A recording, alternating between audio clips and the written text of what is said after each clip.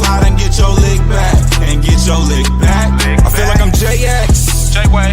I'm a perfectionist. Adderall got me restless. I'm gone. Run with a wild crew, they get reckless. Young boy, come up off that neck. Give me that. To the trends. See a lead, be the best. Good afternoon and welcome to another episode of Corner to Cope. I just got excited, man. We got a lot of stuff going on today. We got some Tigers baseball in the evening. We got a game 7 in the NBA.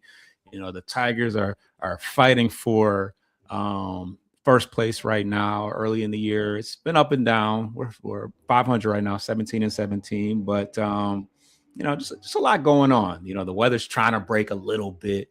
But you know, Sunday, you know, next week is Mother's Day. So happy Mother's Day, happy early Mother's Day to Mrs. Fossum, of course. But yeah, man, how you feeling, Coach? Oh man, yeah, we got a lot to go through here. Braves recap first two games of the Rangers series here as Tigers now quickly find them third time I think on national TV already in this young season, including last night too. So actually it might be 4, but yeah, I mean it's been interesting. We got a lot to get into, and including some teams that are suddenly hot. Maybe I don't think we were expecting to be as competitive this early. So yeah, let's not tease anymore and dive right into it. Yeah, so we started off the week against the best team in the major leagues currently. One of your favorites, the Atlanta Braves. Tight series. Every game was close. The game 2 was a bit disastrous. I think we sent 2 guys to the IL. It was either game 2 or game 3, but I think it was game 2, which we will get to. But the game ended on a walk-off home run by Matt Olson by the hands of Kenley Jansen, which is, you know, not good because this is, I think, his 3rd blown save. And he's currently a little banged up. He wasn't in the bullpen. He was in the dugout, which is kind of a reoccurring theme. Once again, we'll get to that. But yeah, in the rubber match, we did steal a victory. Framber went. And I believe Drew Anderson got the win in that, which is, you know, very encouraging. So that brings us to the series against the Texas Rangers. I don't know why they're such a forgettable team, because I keep forgetting. I'm like, who are we playing right now? But I guess because they don't really have a lot of exciting players. But yeah, so the first game we lost. Can't really remember too much of what happened in that game. Who started the game 1 series for Detroit? Was that Mize? No, Mize was game 2. I'm talking about the Rangers. Oh, Rangers. Montero's yesterday. All the injuries and everything else. Hold on here. Damn, I can't remember. Was it School? Oh God, yeah. Was it a Flaherty start? Yes, it was. Yeah, 3 2/3, 5 hits, 4 earned, 3 walks, 91 pitches, and 4 strikeouts. His 3rd straight sub-4 inning start for them. Yeah, and he did talk about it. What did he say?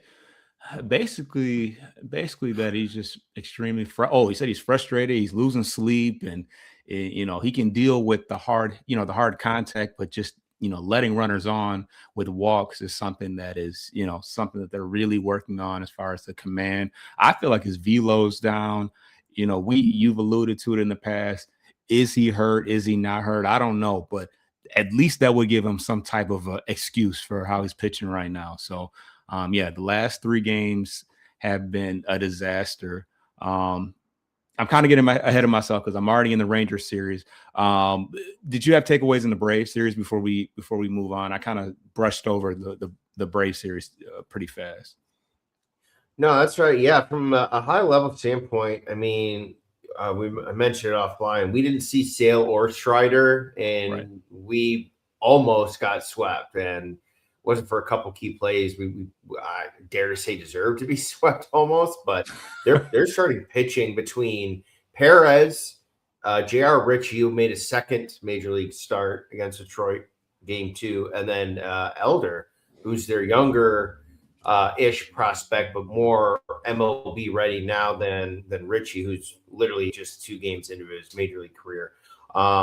They went 16 and a third, 13 hits, 11 walks, and we only managed to get 3 earned runs.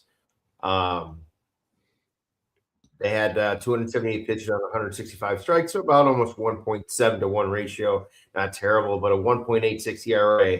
But man, I'm looking at that and like a whip of 1.49, and we just could not hit with runners in scoring position.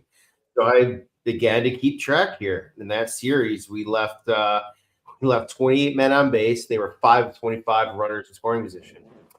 That many, all the games were 1 run or 2 run at most. Nothing was more than 2 runs, I think. Couple of extra hits in that spread around some of those other 2 games. Could go the other way, but no, their pitching is as a rotation is much more whole compared to us right now. And that lineup, their top heavy is just better than our top heavy, and with that pitching advantage, that's gonna be a tough team to beat later on. But not too much I'm really gonna take away from that series, honestly. More so than just the lack of clutch hitting, which has kind of been a theme that we've seen going back even in the playoffs with some of these guys. So just something to look forward, which they did yesterday against the Rangers. They did hit a little bit better runners scoring position. So they've kind of already started to self-correct that out as they head into the weekend here in Sunday Night Baseball. Yeah, I mean, it was a close series. Like I said previously, it was just as close to us getting completely swept as it was to us finding a way to steal 2 games, because we were leading going into the 9th inning. But yeah, I mean, they're probably their best statistical pitcher right now is Elder, outside of maybe Chris Sale.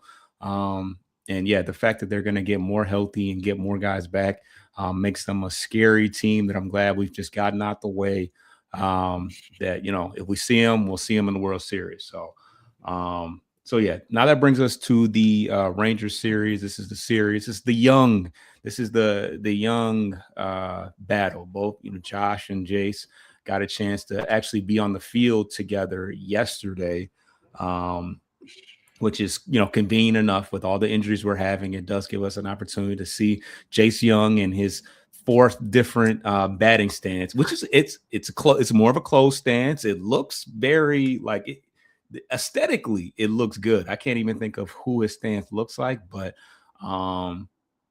yeah, we'll see. Yeah, he's only had a couple at bats, but he does have a hit. Had a couple near home runs. We talked about that offline. A couple, right down the right field line, high fly balls, but yeah, as far as yesterday, to just bring everybody up to speed, we won 5-1 yesterday, so a nice bounce back victory.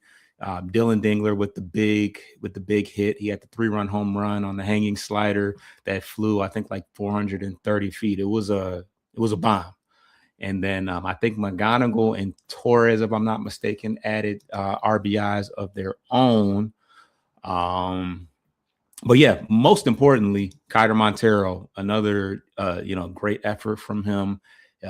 Steps in. I think officially it was for JV that he actually was brought back to the rotation, but always solid. Got bailed out a couple times. I think Perez caught a ball. Oh no, it was Carpenter that caught a ball at the wall, and then Riley Green also had a nice leaping catch later on in the game before he left. But we grow to expect that from him. Most importantly, he's efficient. He's always, he's for the most part always healthy, knock on wood. And it never seems to faze him, the fact that he's not usually in the talks. He just comes in when need be. But any takeaways that you have right now from the 2 games that we played against Texas? Yeah, it's the line is starting to become a little more clear that they might end up being more home dependent so far because the splits are they're still fairly, I don't want to say big, but they're sizable enough to say right now, like, okay, this team kind of is a little more homesick, more than most right now. They're winning more of their games at home than they're on the road. So the fact that they almost took 2 out of 3 in Atlanta, I guess, is a small takeaway from it. But it's weird. Detroit travels well in general in sports. So Atlanta is still been always a semi-warm Detroit, visiting area. So there's generally Tiger fans down at Braves games, and you'll generally see some Braves fans up here. But as far as the Rangers, they're a different look, with Nimmo, the big trades that the Mets did, kind of reshaping some of their, the personnel that they had, and Texas doing the same. And the pitching they have with DeGrom, who's off to another good year. This is a team that, I think I told you before the season started, was a team that I liked potentially coming out of the AL West this year if it wasn't going to be, chalky with the Mariners. And so far they're kind of proving it so far. But we know what their offense can do. We've seen it in person over the last year and a half, and so. But honestly, with the injuries that we've had, and we'll talk a little bit more about that later, I think just winning this series after that hard-fought one against Atlanta, just winning this series, I think, is all that matters right now. Because as the month of May now rolls on here, they do have a few more off days, so they won't be as beleaguered travel-wise, having to 10, 13 days, so early this year. They'll get some breaks and some time to R&R. So hopefully that's enough time for some of the other guys to come back off the injury list. Yeah. And it's weird to see them without Adolis Garcia. He's one of the people that, kind of developed into a bit of a face of the organization. They also traded away Simeon, right? Or Simeon there. Yeah. He's another Garcia guy. Went to the Phillies. Yeah. Right. And then Simeon went to the Mets, or am I getting somebody mixed? Didn't they make a trade with the Mets? Yeah.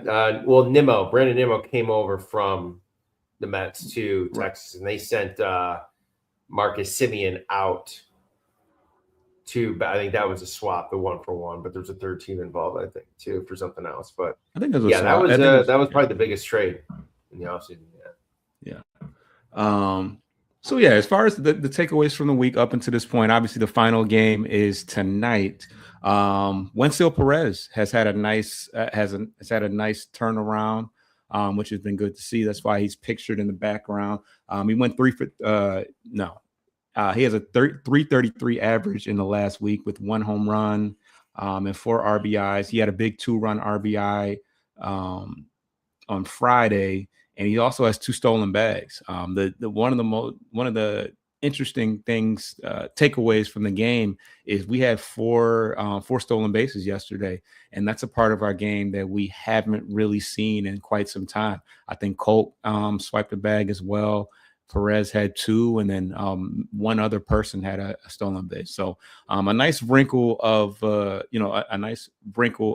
our offense that we haven't seen a lot of. We know we're a very aggressive base running team, but as we get more healthy and bring some guys back, such as Zach McKinstry, that should continue. So, and obviously Javi too. Javi, steals bags as well. So it's kind of a look at what, our team can really look like in the future. Solid pitching, good back end of the bullpen, and also, mixing in some power with some speed. But I don't want to get too far without acknowledging the fact that Drew Anderson did get the win on Friday. No, he didn't get the win on Friday. He got the win.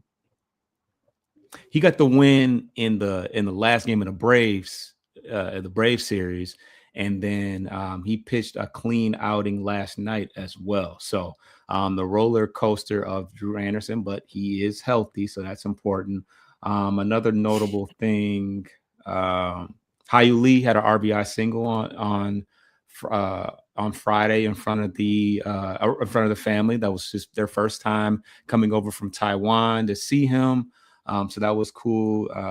Cool to witness. He's been pretty solid. I think that he has pretty good, professional at bats. He's aggressive, but at the same time, he doesn't expand the zone. It's good to see somebody that we traded for years back for Lorenzen, finally come to fruition. He was added to the 40-man roster. And then, of course, because of all the injuries, he got an early opportunity this year, and he's played pretty good defensively. He's made some nice defensive plays. So good to see that. Finnegan has been strong. He's the current closer for us. And lastly, Torque. Torque had he had it going. It started in Cincinnati with all the home runs that we hit in Cincinnati, but he had 5 home run in 5 consecutive games. So in the last 7 days, he has 2 home runs, 2 RBIs, and a 318 average. So yeah, he's starting to break out of his little slump. Anything else of note to talk about up until this point for the past week? Yeah, you mentioned it, and we'll talk more about it a little bit later too, or as we look at the overall injury report. But losing Baez and Mize officially to the injured list, it was a blow in the same game. Mize apparently re-aggravated that back injury earlier in the game, or a couple batters beforehand, I think, based on the quote that I'm referencing off the top of my head that I've seen the day after the game. When he talked to media again for the second time, and it just got to the point when he fielded that ground ball in front of him, that it became not so much something that was kind of nipping at him. It became an issue of like, okay, this is becoming too uncomfortable to pitch around. So that's why he came out. But however, they believe he needs some additional treatment and some downtime. So he's going to be out for a bit. So, yeah, I mean, your point, we'll talk about it later. We got some other interesting names from the past that are now back into the fold as Tigers. But yeah, I mean, we talked about it last week. Overall health, man. This team just continues to lose guys like flies. And McKinstry could be on his way back here, hopefully soon. It's not enough, I feel like. But yeah, I don't really know what our depth looks like down below too much, and especially as far as pitching for the bullpen with some of the other news that we have on the injury report. But yeah, I mean, just win today, and you have to focus on winning at home. If you're going to keep it as simple as it is right now, win your series at home and figure everything else on the road outside of that. Yeah, and I had it. Oh, we didn't even talk about the fact that Gleyber Torres left the game early yesterday, which is the reason why Hye-Yu Lee entered as a second baseman. Also, our emergency shortstop as well. He did play shortstop in his earlier days. He's I don't think he quite has the athleticism. He's kind of a more pudgy guy, about 5'9", but yeah, he's an option at shortstop as well. But as of yet, they haven't made any notes of him heading to the IL, talking about Gleyber Torres. So we'll see about that. It always seems like he's a little dinged up ever since we found out that he had a hernia. He's kind of been in and out of the lineup, DH in some days. And it's like, pretty obvious, what's going on here when he's getting the day off. But we'll see about that. Just to give you guys specifics on Drew Anderson, in the last 7 days, he's got an opponent batting average of 133 and a 193 ERA. So pretty solid. Yeah, let's get to the first break, and then we'll talk injuries and rosters.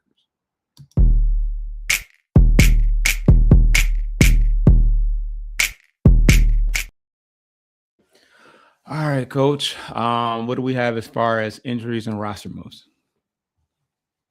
So yeah, we'll start quickly with the Gleyber Torres news. As you mentioned, there hasn't been any formal announcement yet, and I guess for now he's considered day-to-day until they make a formal roster change of some type. So we'll keep an eye on that, and probably not for another 2 hours or so. We should get the lineups for the game tonight. So sometime around between 4 and 5 o'clock hour, we should have an idea.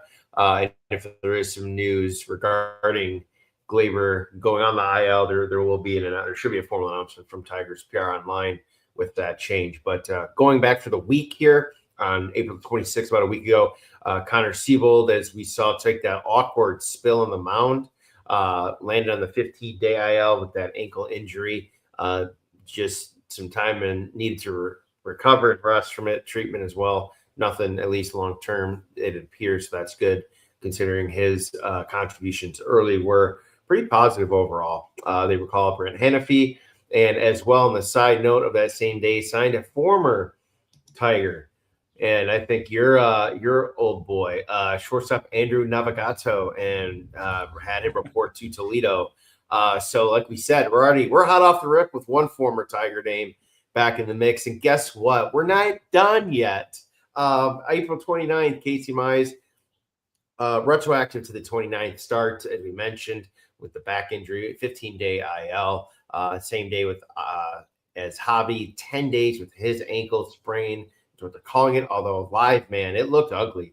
Thought maybe he tore something in his knee. If not, maybe something in his ankle or fractured his ankle, because it looked very awkward when he went down at first base. They had recalled with that Emmanuel De Jesus, who was just sent back down a couple of days before that, and Jace Young, who we were kind of surprised to see be named as the call-up in that exchange as well. May 1st, Will Vest went on the 15-day IL. Another blow to the bullpen that's trying to find some stability here.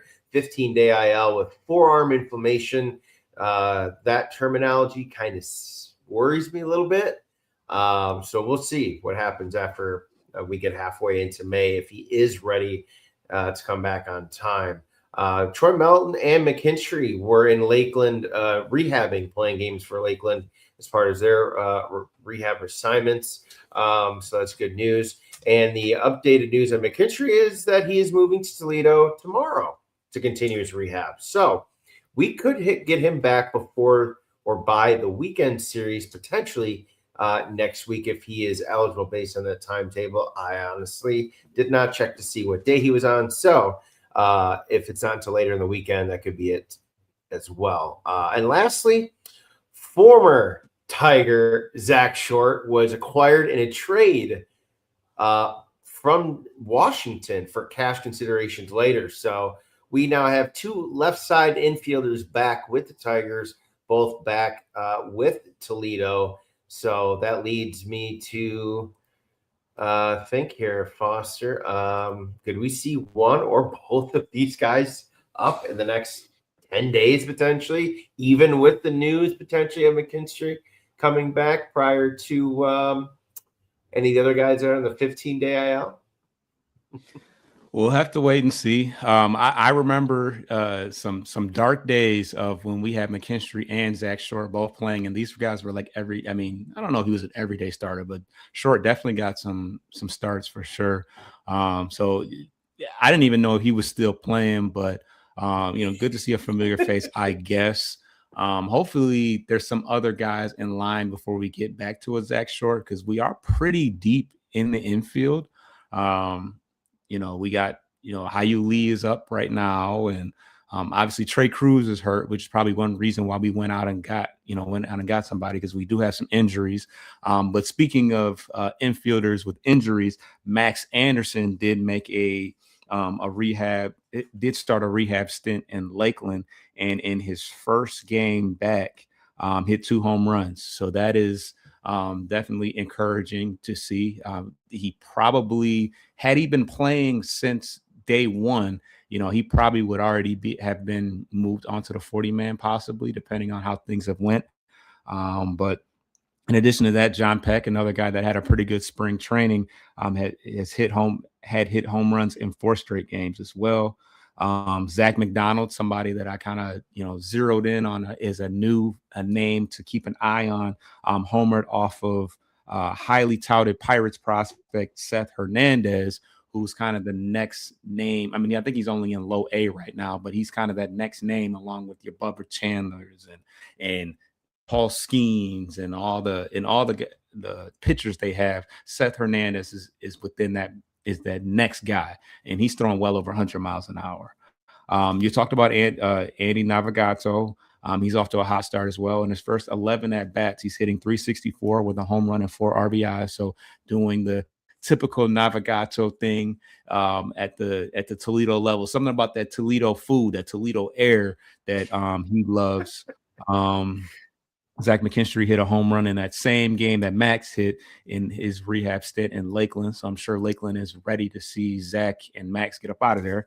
And Ben Malzuri still off to a very hot start in AAA as well, hitting 330 with 5 home runs, 17 RBIs, and a 981 OPS.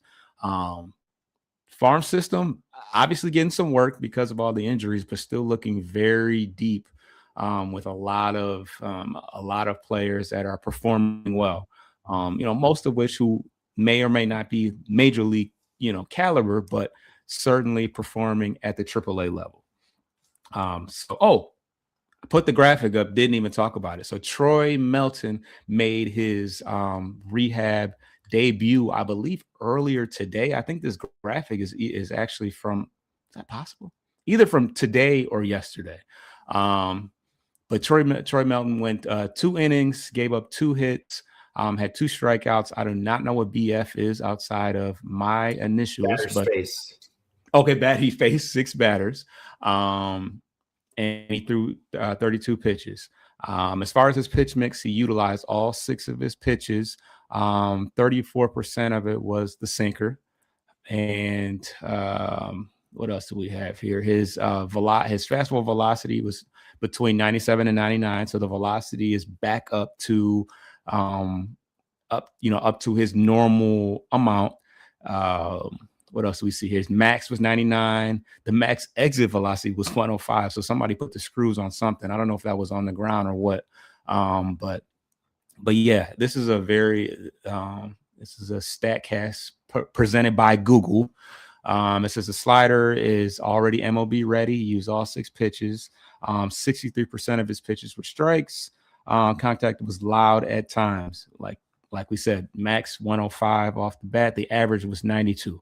So they did make some contact, and a lot of his whiff came from his slider. He didn't 0 whiffs on his 4-seam fastball, but 18% came from his sinker. So obviously they will be slowly, I don't know if he'll have another Lakeland one before they move him back up to AAA, but encouraging nonetheless. The velocity is there, which is important. Also, the whiff rate on the slider. Any thoughts about this graphic? Yeah, he looks like he gave up a hit each inning. I mean, I can pretty much tell, since he only faced a minimum 3 batters each inning, that he gave up a hit in each inning. He got a double play in each inning. So, like you said, the contact was loud. So my guess is all that loud contact came from the 2 hits, and probably maybe not the top of the chain, but up there would be the 2 hard ground balls to induce those 2 double plays. So he kind of, I don't want to say limited it, but boy, he really separated that loud contact far enough apart from at bats to really look like a pretty clean outing altogether. Yeah. So they're gonna take their time and slowly work him back, but it's good to see that the velocity is there and that the slider is up to MLB standards. Keep an eye out on him because we definitely, with Mize out and Verlander out, he's probably ahead of he's ahead of Verlander because Verlander has not made a rehab start yet. It's all been bullpen work. I'm curious who else. Well, they're saying sorry, I was actually on the radio with Dan Dickerson last night's game, and they were saying he is not the reason for his delay. They're saying he's got to be asymptomatic after a bullpen session, basically meaning he has to be symptom-free or pain-free before they go send him to do, live in-game rehab, pitching. That'd be the next step, like you said. So that's what they're waiting for him to do. They're spanning out these bullpens apart. So that way they're like, okay, go ahead and then report back. Like, how do you feel? Like, once he's good and they check those boxes that Dickerson was saying, then they're going to send him down for how many ever starts, however long because he's really going to need another spring training basically to ramp up again. So him and Melton only pitching 2 innings. That probably tells you he'll probably get 4 or 5 more starts to the point where he's throwing 4 or 5, maybe 6 innings probably. I don't know if they want to stretch it that far for Melton, but definitely he's going to need to be throwing 4 or 5 before he comes back. Yeah, it says his expected return, Troy Melton, is late May to early June. Bo Brisky, yeah, he's expected to come back late May. He's thrown his second live session to hitters on May 1st.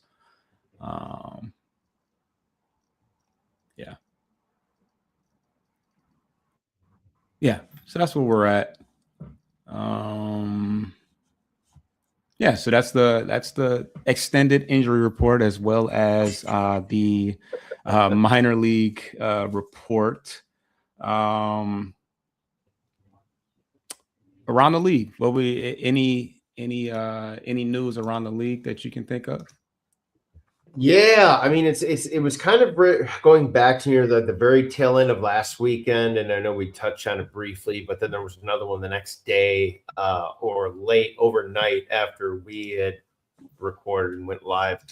So we'll just recap both because they are fairly big, they're big market clubs, and they both have won World Series in the last handful of years. But obviously Boston firing not just manager Alex Cora, but also a handful of staff, including former World Series champion player and captain Jason Varitek. And the Phillies, within about 24 hours after, also dismissed manager Rob Thompson, who also has a pretty good history with the club.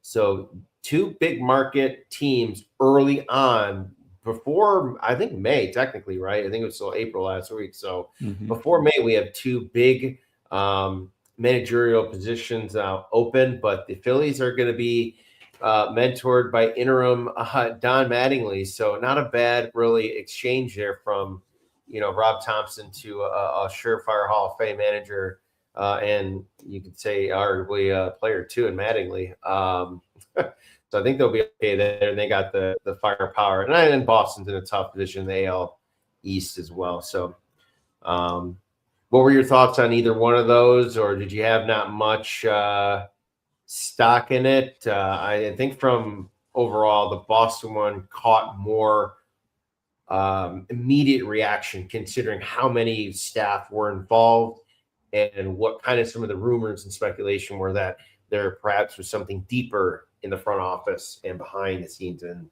the locker room. Yeah, well, we touched on the Boston one. Obviously, that was kind of a big deal just because Alex Cora was kind of a beloved coach. I mean, I just watched a recent clip of Mookie Betts talking about how torn he was about leaving Boston and how much he liked Alex Cora. So that was definitely eye-opening.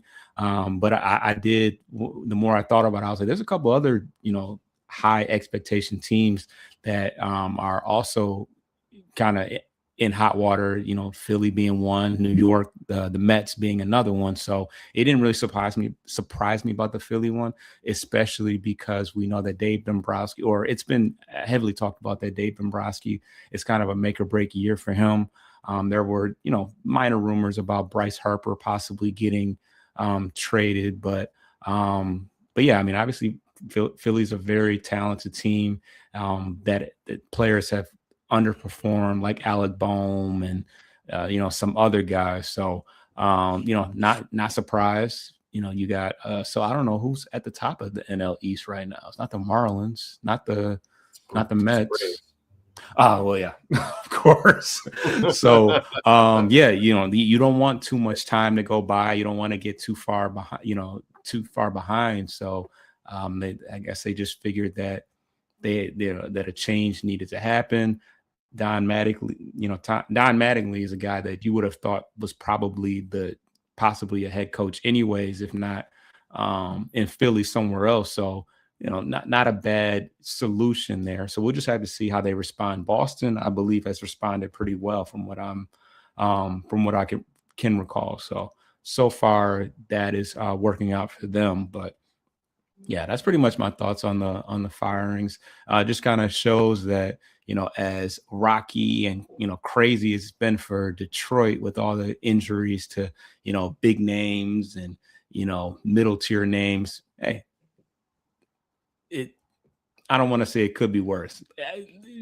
It's funny because I said it could be worse, and then Mize and Baez immediately got hurt. It was kind of fucked up. But I literally texted you, was like, you jinxed it. You bastard.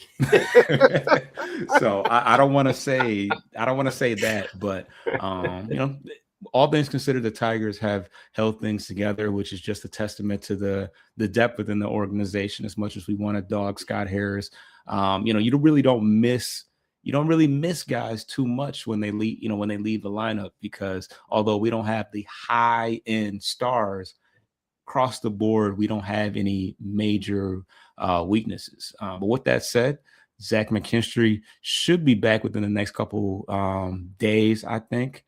The corresponding move will likely be Jace Young, you think? I hope to God if it's not. And if it's not, it better be someone else going on. You know what I mean? Like someone else going down, because if you don't put him and you send someone else on, it wouldn't make any sense. But that's getting my blood boiling, and I digress. Yeah, as long as it's not Torres going to the IL in place of McKinstry, my guess is that Young goes down before Hyu Lee does. So yeah, but we'll see. Obviously we will welcome the defensive versatility, because we have struggled mightily defensively, but he'll also provide some added athleticism and speed, which is important as well. As we look forward to let's take our last break. I'm going to run an ad for the Midwest Ciphers. If you are a hip hop fan, tune in, because this is one of the premier hip hop platforms in the Midwest. Let's run it.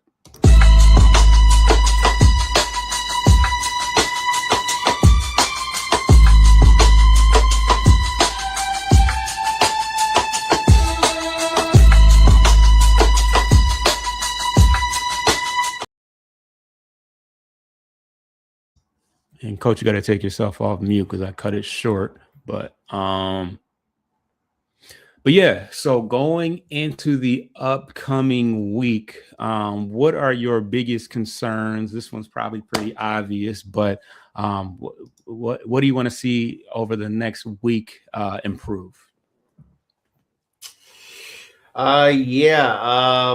And kind of a semi closeout from around the league. The next time we face the Guardians, we will be seeing, unless he gets sent down, Travis Bazzana made his debut back earlier at the beginning of the week for the Cleveland Guardians. The widely talked about Australian has now reached the major league level and came out to a cool, I will say, I don't care, he's a divisional foe. Right. He had a cool Australian walk-up song, so first time we see him in Cleveland, everyone will get a chance to see that. But yeah, I think it's a combination of like just a couple things, because I think you mentioned earlier that they don't really have any weaknesses. Their defense is actually pretty bad.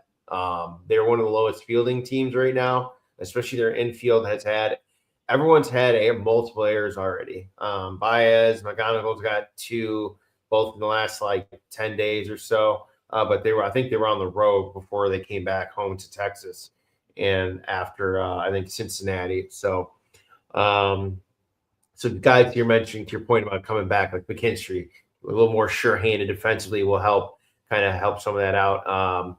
And this on base point, Jansen's terrible. I think in terms of all starters, he's dead last, and pop time, throwout rate, arm velocity, he just is not. He's more for his bat. So yes. Run loose. I got to imagine he's not starting tonight, because they've tore him up the first 2 nights on the bases. But right.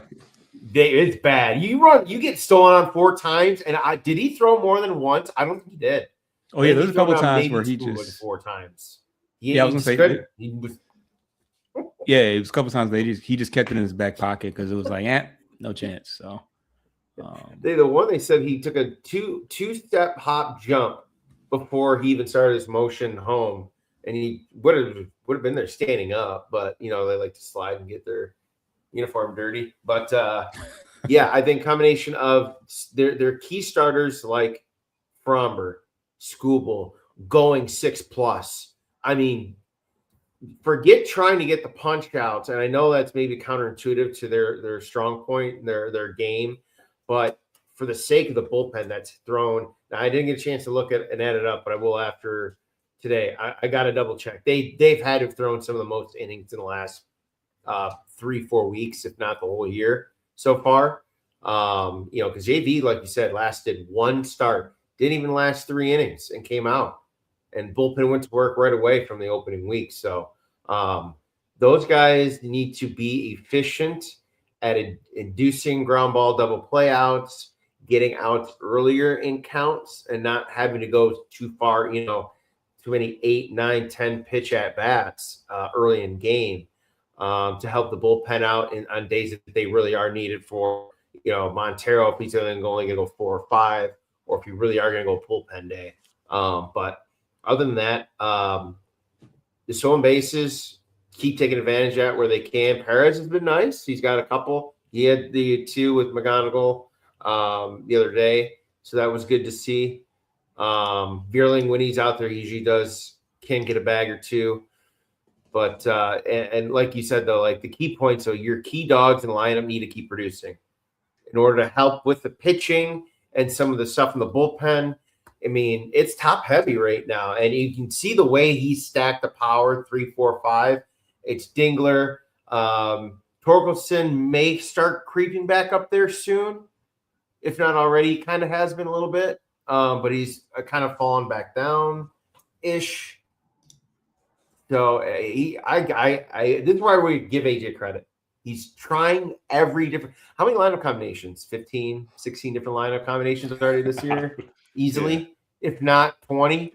I mean, he's trying everything to feel the flow of who is hot and who's not ish to get the best out of a 3-4 on base, inning. Because we've seen a lot of these.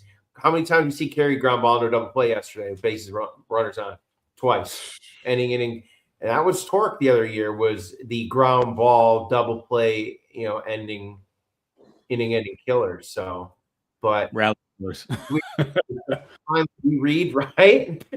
The stats we read says Tigers offense is fine for these reasons. But then you look at runners in scoring position. Certain guys with runners on second and third, or third and less than 2 outs, they get the yips, their version of the yip. Like, it is very hodgy-podgy right now. And I said it last week, I don't know what the identity of this team is. It's just like slap on some more duct tape. There's another leak, and we'll figure it out in another 15 more days. But then you look around and, there's another leak here. Someone else goes on the IL.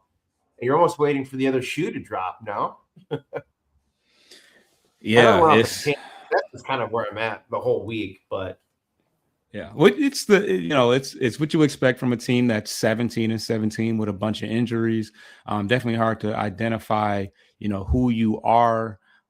Sometimes we're hitting for a lot of power. Sometimes we're running the bases. Sometimes we're playing defense. Sometimes we're not. We got some speed, but are they base stealers? Like, it's it all goes into what we will be talking about in a month or so when it's time to look for improvements at the trade deadline. So we'll hold our horses on that and not get too ahead of ourselves. But I do to your point about the starting pitching, the reemergence of pitching chaos is back tonight. We got Tyler Holton starting, aka Mr. Waffle House. He'll always be Mr. Waffle House to me after running into him in Lakeland. But yeah, that's a little precursor to the probables for the upcoming week. Coach, who do we have? So, yeah, we've got no off day tomorrow. Quick turnaround. Boston comes into town. So I'm not going to take them lightly, fresh off the firing. Like you said, they've been playing a little bit better already. And that lineup is still not a rollover.